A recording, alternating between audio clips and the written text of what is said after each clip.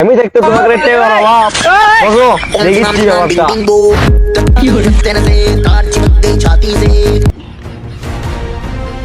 তোরা যখন বড় ভাইয়ের কাছে আসছুই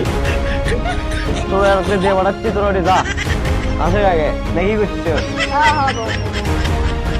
বস অনেক লেখাপড়া করছি আর ভালো লাগছে না লেখাপড়া করবো না পুলিশ আমারই করে